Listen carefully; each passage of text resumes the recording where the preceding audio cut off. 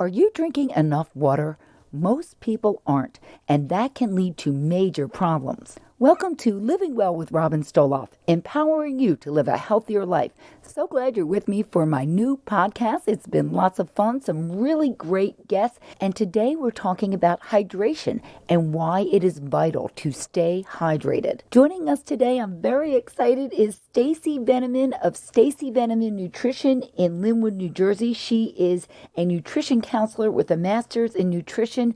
I've known her for many years, and she is a regular guest on my radio program, and she is extremely knowledgeable on how nutrition affects our overall health. Welcome, Stacey. So glad you're here. Not only does water make up the majority of our body, but it is essential in every bodily function. Tell us why water is so necessary for our body. Well, water is basically almost the backbone, so to speak, of your body. It's essential for every single bodily function, and it's absolutely critical for maintaining proper health, maintaining even things that we don't think about, like proper thinking and moods. It affects absolutely every aspect of our body. Most people just aren't drinking enough water, but in the heat of the summer, it is especially important. What happens to our body when we get dehydrated?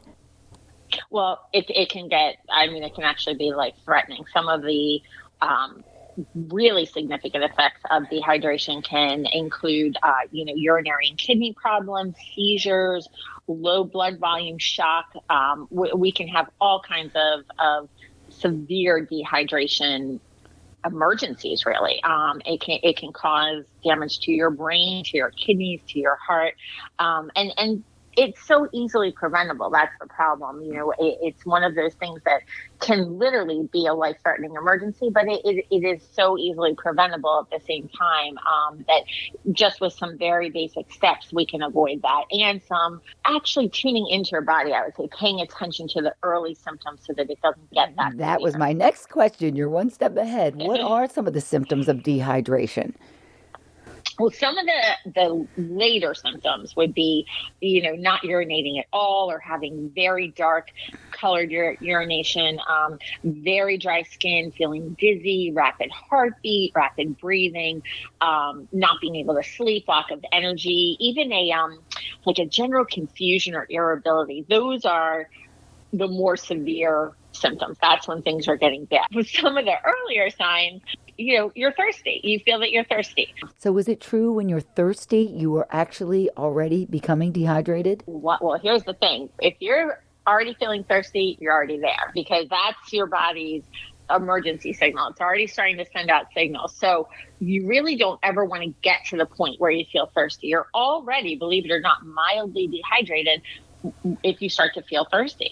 Here's the scenario I envision with people. So they go to the beach, it's 95 degrees, they're excited, they're either on vacation or if they live in this area, they're down for the day, and they brought their beer, their hidden container of beer in their cooler, and they're running around with their kids playing, and they're drinking beer, and next thing you know, they get into trouble. They're not hydrating with water, and they're thinking they're hydrating, but they're drinking alcohol, which actually dehydrates you, and they can either have a heart attack or faint or dizziness. I mean, there's so many problems that can occur with that, and that's a common scenario, isn't it? Absolutely. That happens, unfortunately, Robin, so many more times than we like to even admit. I mean, that plays out. We live, at the shore. We live at a beach resort.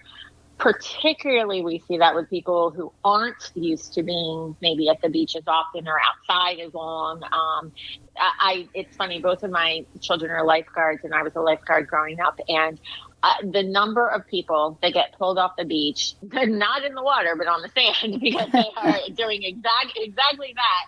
And unfortunately, it does tend to happen way more often to out-of-towners because, as I said, they're not, they don't grow up maybe in that type of an environment where they're outdoors for prolonged periods. And it's their 1 week on their vacation. They're going to party. They're having fun. They just throw all caution to the wind. Right. Exactly. Yes. That's one area where I'll give our locals a 2 thumbs up. They tend to handle it better. They've grown up here. They know you have to drink water. And even if they're having, a beer or a White Claw on the beach, they're, offsetting it with some water and they aren't going crazy. It's just like you said, it's the out-of-towners. It's their week vacation. They're going to live life. And, next thing you know, they're in the ER getting an IV of fluid. So it doesn't end well. Not a fun way to spend your vacation. No, not at all. Not a fun way. And it's not to say, that you can't have a beer on the beach or you can't enjoy a drink on the beach. You just have to be smart about it. If it's like the weather we've had recently, my goodness, it's been, over 90 degrees, most days. And, it feels like 800% humidity. Oh, and yeah. It's just it's been oppressive and it's just so hot. That is not the time to decide, I'm going to go to the beach with a 6-pack and sit there, and pounding them down. At high noon, that's not the time to do that. What you need to do is start early in the day hydrating. You need to think about it before you even pack that beach bag first thing in the morning. In fact, that's, just to take a little side note here. First thing in the morning, before you touch your coffee or tea, whatever else you have, the first thing you should do is get up and drink a glass of water. Your body does need water when it wakes up. It's gone for 6 hours, 8 hours, 10 hours, however long you were able to sleep, and you need to get up and rehydrate. You haven't had any water in all that time. It's a very long time. So whether you feel thirsty or not, the first thing you should do is reach for that glass of water first thing in the morning. That is such a simple step, a simple thing to do for everyone to know to do that. Just drink a glass of water when you wake up. Very easy. Exactly. And that's what I was saying. All of this, maintaining proper hydration, it's simple. This isn't rocket science. This isn't something that's complicated that we have to start counting ounces and doing this and doing that. It's simple, easy steps. Start with a glass of water in the morning. Have a glass of water with each of your meals. That's another great way to make sure that you're starting to get enough water. And I encourage all of my clients to fill one of those, like a Clean Canteen type water bottle or a Hydro Flask or something. Get a really big one. Get one of the 36 ounces or one of those. Fill it up and make a goal that in addition to whatever you drink at meals or snacks or whatever, that by the end of the day, you're going to finish that.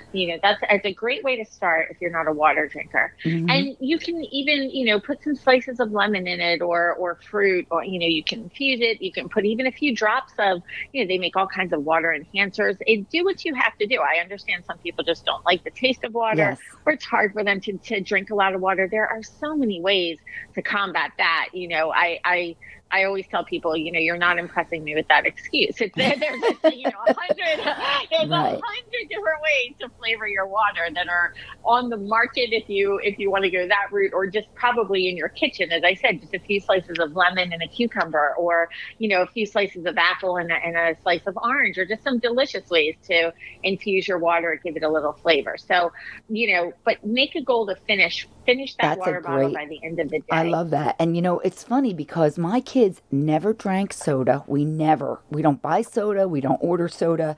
We all drink water. That's what we have with our dinner. That's what we have always had. They don't even know the difference, which is great. But I was going to mention a lot of people are soda drinkers, and that's a tough habit to kick. And soda can actually make you thirstier. Isn't that right? Absolutely. Well, soda, first of all, hydration alone, I think is public enemy number one. I have always had the attitude with my kids that, all things in moderation. I've never forbidden anything. I don't believe in that. I think that actually sets up, more problems than not sometimes if you just completely forbid foods. But the one exception to that is soda. I have never allowed my kids to have soda.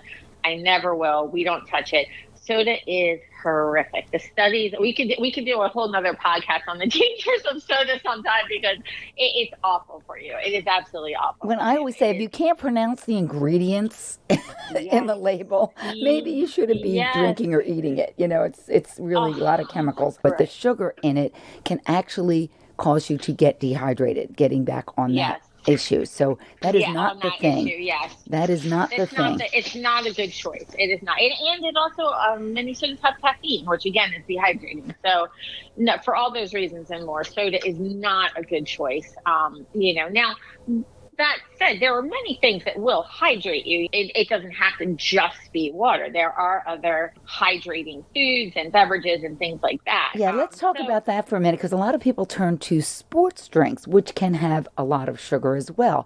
How effective are they, and are they something we should not be drinking? Sports drinks are, I'll tell you what, there is a time and a place for them, and they are beneficial. Now, the backside of them, a lot of them have artificial colors and flavors and things like that. However, in intense heat and intense athletic competitions, they're essential. I mean, you can't get around it. Mm-hmm. There is a time and place for them. My son is a lacrosse player. He has tournaments in the middle of the summer.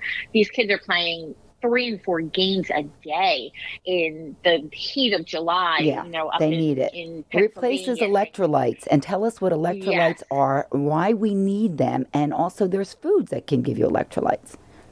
There are. So electrolytes are, basic things that kind of keep your body ticking, your heart running properly, your metabolism going properly. Sodium, potassium, these are critical for your body and to keeping, your heart beating, for goodness sake. They're absolutely essential.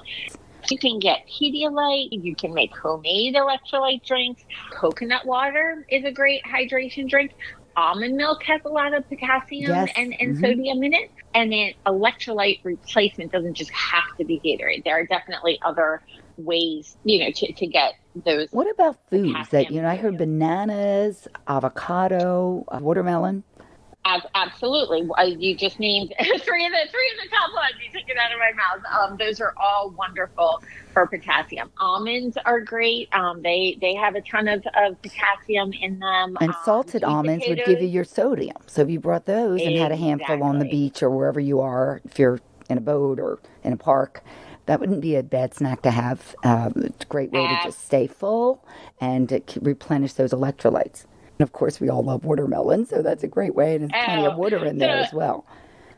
Absolutely. A lot of foods are very high in water. Strawberries, celery, tomatoes, cucumbers, lettuces. Mm-hmm. A lot of these foods do have a lot of water. So you are, it's not just drinking. You are getting water, through other sources as well throughout the day.